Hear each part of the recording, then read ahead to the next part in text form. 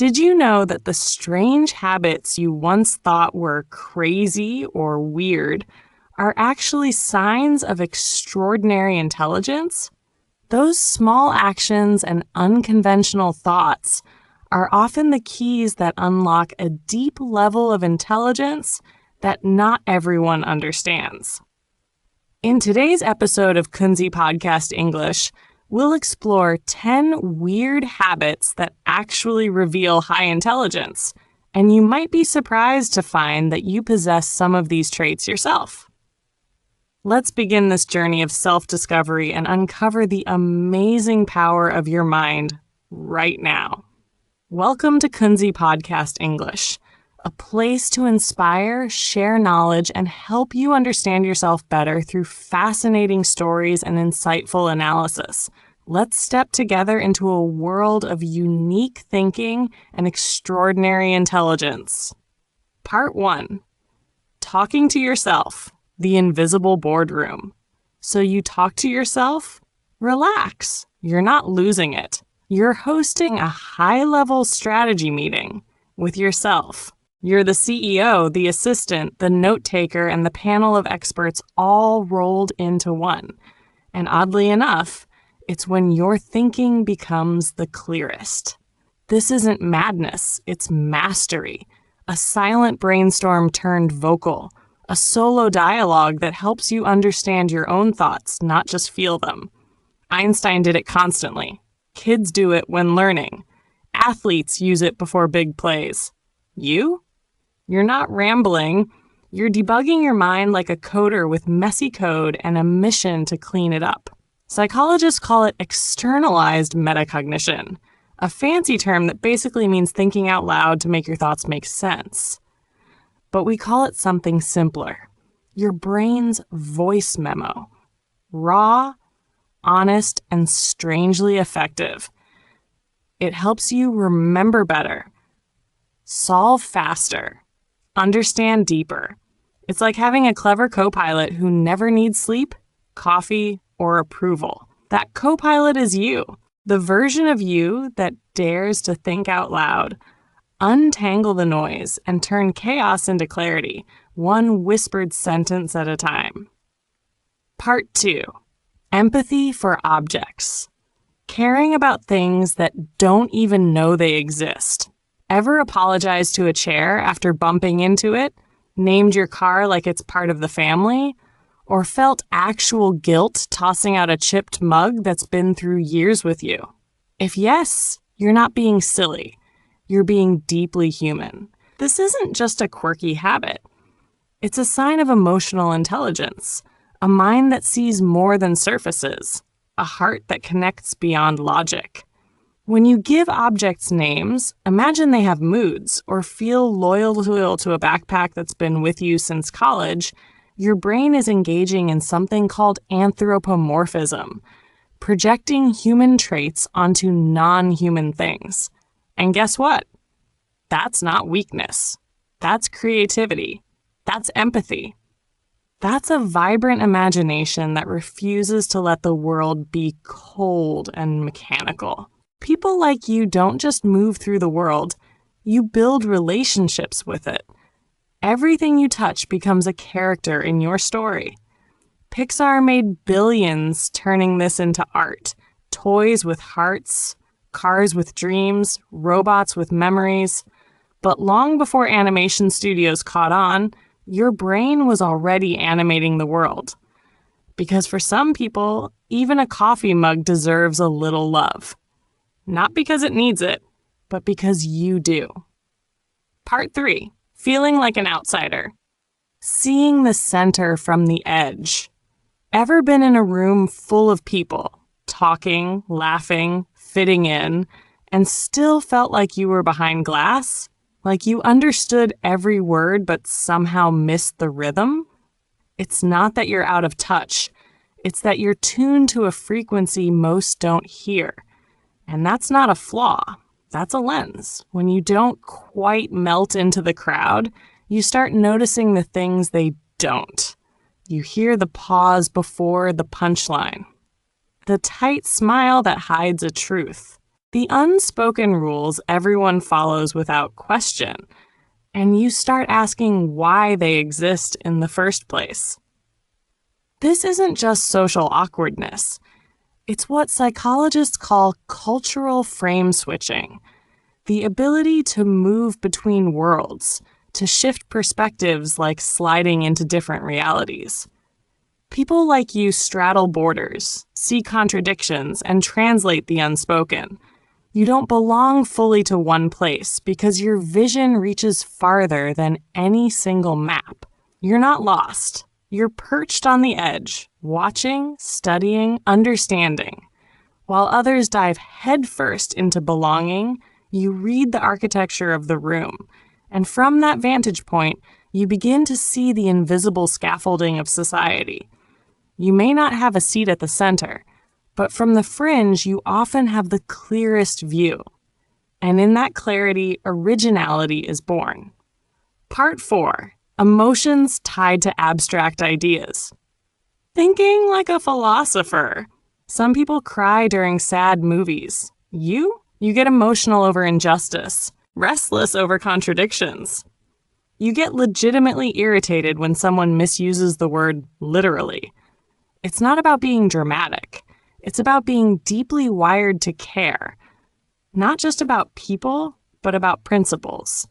Fairness, truth, integrity, logic, these aren't just intellectual ideas to you. They're anchors, emotional gravity points. When one of them is twisted, misused, or violated, you don't just notice, you feel it. Deeply. It's like something sacred has been bruised. Because you don't just process the world through logic, you process it through values. Psychologists call this moral intensity, a high emotional sensitivity to ethical matters. But you don't need a label. You just know that some things matter. Deeply. And when they're ignored, the ache is real. This trait can make you seem intense, argumentative, or too much. But here's the truth. It's the sign of someone fully awake. Someone who doesn't just want to understand the world, but needs to believe in it. And when that belief is broken, your mind doesn't just respond, it protests. Loudly, passionately. Because for people like you, values aren't abstract. They're alive. And your life isn't built on what works, it's built on what's right. Part 5. Preferring text over talk. Thinking like an architect, not a performer. Some people come alive when they speak. You come alive when you write. Words spoken feel rushed, fleeting, and unfinished. But writing gives you time, space, and the glorious power of the delete key. Talking is improv. Writing is blueprint. One is emotion in motion. The other is precision under construction. You don't just talk to be heard, you write to be understood. For minds like yours, clarity isn't optional, it's oxygen. You prefer texting over calling, emails over meetings. Not because you're shy, but because you're intentional. Asynchronous communication gives you control. You set the pace, choose the tone, and craft your message until it finally reflects what you actually meant to say. People may think you're quiet, but in truth, you're drafting entire mental essays before a single word escapes. And when you finally speak or hit send, your words land with purpose. Because for you, writing isn't just a way to communicate. It's how you think. It's how you know what you think. Part 6. Strongly reacting to injustice or hypocrisy. It's not a flaw. It's a signal of a deep moral soul.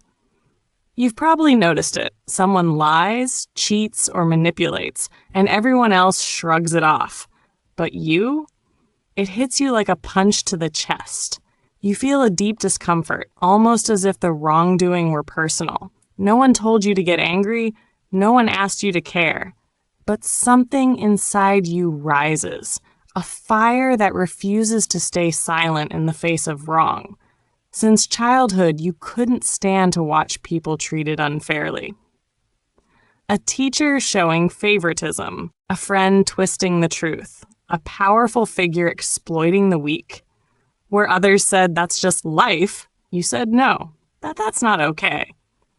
Not because you're overly sensitive, but because you carry a layered, complex moral framework built on empathy, justice, and integrity. Society often whispers, let it go, be quiet, don't rock the boat. But you were never built for silence in the face of injustice. You can't close your eyes. You can't pretend not to see. And yes, people may call you too intense, too idealistic, too much. But what they see as intensity is really your deep emotional intelligence clashing with a world that sometimes forgets how to feel. You feel helpless watching loopholes become law. You get upset when someone preaches kindness but practices cruelty. It's not overreaction. It's not fragility. It's the inner compass screaming, this is wrong, and your heart refusing to normalize what should never be normal. You are not neutral, and that's a gift. The neutral never sparked revolutions. The calm never rewrote history. Every meaningful change in this world was lit by people like you, those who felt injustice so deeply they couldn't rest until something shifted. So if you've ever questioned your emotional reactions, don't. In a world where apathy is easy, feeling deeply is a revolutionary act. And your fire, your moral intensity, might just be the light someone else needs to finally see the truth. Part 7. Too sensitive? No, you're an emotional radar system. You walk into a room. Everything seems perfectly normal. People are chatting, laughing, music plays softly in the background, warm lights glow above. But you sense something is off. There's a quiet tension in the air, an invisible discomfort no one is addressing. Others may miss it, but you feel it. Not because someone told you, but because your body and soul picked up the signal. A flicker of the eyes, a forced smile. I'm fine. That sounds just a bit too rehearsed. To you, those tiny signs are loud and clear. You don't just listen with your ears. You listen with your entire being. You pick up on the pauses, the subtle shifts in tone, the slight raise of an eyebrow, the uneven breathing. You map out emotional patterns that others can't even name. You don't need evidence. One fleeting moment is enough for you to know. Someone is hurting. Someone is lying. Someone is hiding sadness behind social etiquette. And that's why you're often exhausted. In meetings, at parties, even among friends, you're not just socializing. You're scanning. You're interpreting. You're absorbing unspoken signals at full speed. Your brain becomes a silent emotional command center, working overtime to process what no one else sees. No wonder you need solitude to recover. People might have called you too sensitive. They may have said you overthink, overfeel, overreact. But they don't see the depth behind your sensitivity. They don't know it's a gift. A rare one. One that allows you to connect deeply, to care more, to hold space for emotions most people overlook. You're the person others come to when they can't explain how they feel. Because somehow, you already know. You're the one who notices loneliness behind laughter, who hears what isn't said, who often understands what others don't even understand about themselves. The world needs people like you. In an age where everyone is trying to talk louder, you're the one who's still willing to quiet down and feel. And that, in itself, is a kind of strength. You're not too sensitive. You're a high-powered emotional radar. And you are the reason this world still remembers how to feel. Part 8, disappearing into silence. Internal data loading time. Sometimes it looks like you vanish. You sit there quietly. No phone, no conversations, no distractions. Just you and the stillness. People might think you're spacing out, bored, or being lazy, but inside, your mind is quietly hard at work, analyzing, reflecting, organizing thoughts that haven't yet taken shape. You're not wasting time. You're entering your internal loading phase, where your emotions begin to settle and your thoughts start aligning. This is when your mental seeds are planted. No one sees the growth, but it's happening under the surface. It's not in the noise or the rush that creativity shows up. It's in those exact quiet pockets. When you're walking alone, in the shower, or watching sunlight spill across the floor, an idea suddenly appears. A sentence you've been searching for clicks. An emotion finally makes sense. Clarity arrives, not by force, but by surrendering to the pause. Silence, for you, isn't empty space. It's sacred territory for deep thinking. It's where you step away from the noise to reconnect with yourself. Most people avoid that space. They fear it. But not you. You choose to vanish for a while so you can come back clearer, calmer, more aligned. You know, when the world quiets, the soul speaks. Silence isn't empty, it's loading.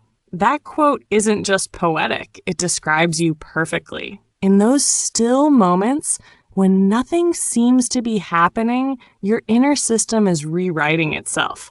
And when you return, you're always a little wiser, a little sharper, and a lot more you. Part 9. Strange Obsessions. The intellectual dive into the pool of quirky curiosity.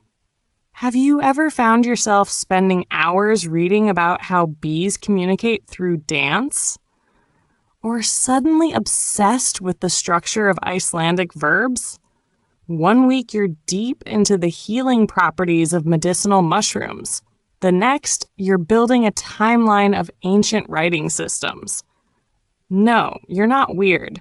Your brain is simply wired to crave knowledge, especially the kind that others overlook. Your passions don't walk the mainstream path. They take detours into forgotten alleys, dense forests, and deep, uncharted waters of human curiosity. You don't just want to know what, but also why, how, and where it connects. While the world races toward trends and noise, you quietly dig a knowledge well, deeper and deeper, layer by layer, finding wisdom no algorithm can suggest. You're not learning to impress anyone. You learn because each strange topic gives you that spark of mental satisfaction, that sense of click when things make sense. You become the keeper of obscure facts, the one friends turn to when they need to understand something nobody else can explain. The hidden expert, the silent sage. People might raise an eyebrow at your random obsessions, but those are exactly what fuels your originality. In a world chasing sameness, your strange fascinations are your intellectual superpower. You don't just pass the doorway to curiosity. You leap through, dive deep, and return with treasures no one else knew existed. Part 10. Inventing Personal Systems. The architecture of structured thinking. Your calendar looks like a crime investigation board. Color, coded symbols, weird arrows, clusters of notes that no one but you can decipher. Your notebooks? A secret language. People might raise an eyebrow and call it too much, but what they don't see is that this isn't chaos. It's command. You're not disorganized. You're architecting your own clarity. You don't just follow systems, you build them. Off-the-shelf productivity tools never quite work for you because your brain doesn't run on default settings. So you create frameworks from scratch, systems that match the rhythm of your thoughts, the way your memory retrieves, the logic behind your day.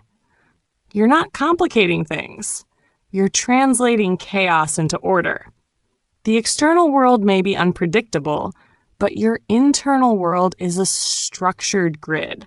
While others scramble to make sense of things, You already have color-coded markers, categories, timelines, your own mental GPS. You turn overwhelm into control, fog into blueprint.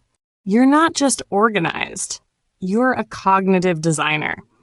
Every symbol, every code you invent serves a function, not necessarily to explain things to others, but to make your inner engine run smoother, faster, clearer. That's not disorder. That's innovation. How many parts did you see yourself in? If at times you feel out of place, strange, or maybe too much compared to the world around you, remember this. You are not alone. Those things that make you different, the way you think, feel, observe, and connect, are not weaknesses. They are signs of deep intelligence, a sensitive soul, and a unique perspective that few people possess. This right here is your superpower. Thank you so much for staying with me until now. If what I've shared has made you nod in understanding, smile quietly, or simply feel seen and understood, then that is the greatest gift Kunzy Podcast English hopes to offer. Please don't forget to like, share, and subscribe to Kunzy Podcast English so you won't miss the upcoming episodes filled with meaningful and unique insights. There are many more fascinating conversations ahead, crafted especially for those who may seem unusual but are truly extraordinary. I look forward to welcoming you back in the next episode.